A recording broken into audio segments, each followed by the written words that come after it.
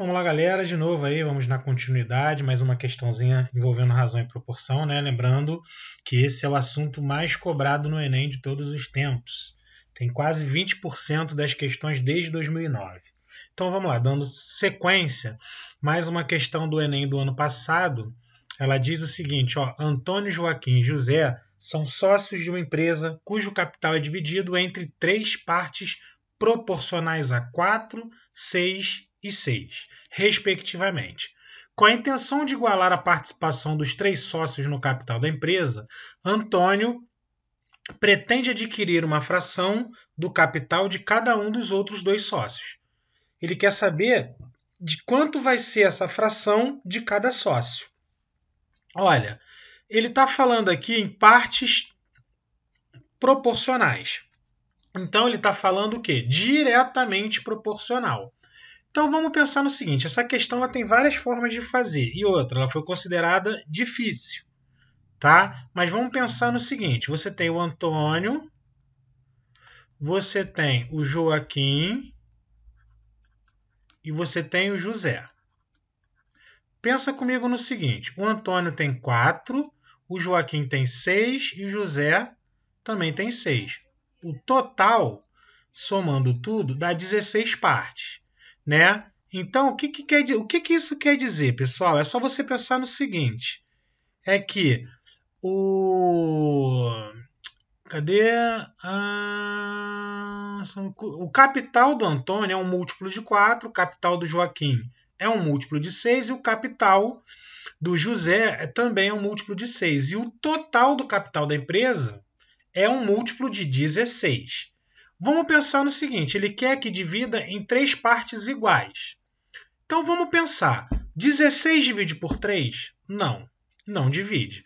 Então, o que você vai fazer? Você vai bancar malandro, vai usar aquela rataria matemática que vocês adoram. Ó, o que eu vou fazer? Eu vou pegar tudo e multiplicar por 3. Quando eu faço essa multiplicação, o que eu tenho? Eu tenho o Antônio com 12, o Joaquim com 18 e o José também com 18. Com isso, o capital da empresa passa a ser o quê? 48x. Isso na perspectiva de eu ter multiplicado as três medidas proporcionais por 3. Professor, eu posso fazer isso? Posso. Por quê? Porque o que eu alterei tudo junto. Então eu encontrei valores proporcionais ao valor original. Agora vamos pensar no seguinte, se eu quiser pegar e dividir isso por 3, agora eu posso. Ó.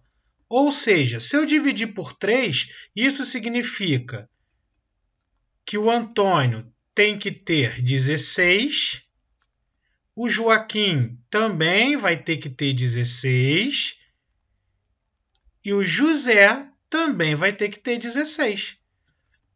Ou seja, o Joaquim e o José, para chegar a 16, ele vai perder quanto? 2 unidades do total de 18.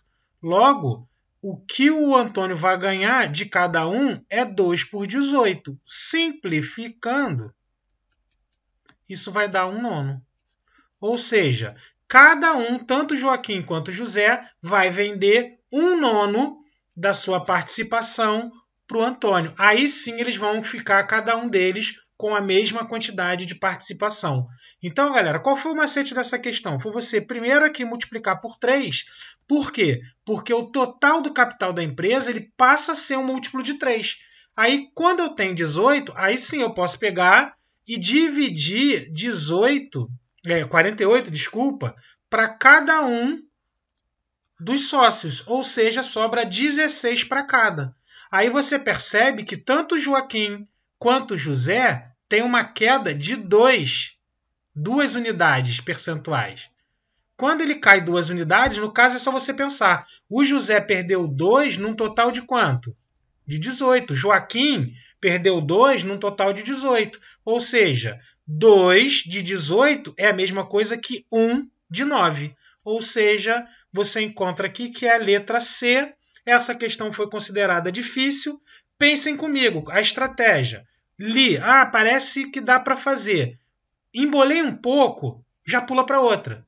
Porque Você acertando essa e não tendo tempo para pensar melhor numa mais fácil, você não vai conseguir. Você tem a chance de errar essa daí e errar a mais difícil, a mais fácil. E se você acertar a mais difícil, a pontuação ela não vai ter tanto valor quanto se você acertar a mais fácil. Tudo bem, galera? Beleza, até o próximo vídeo.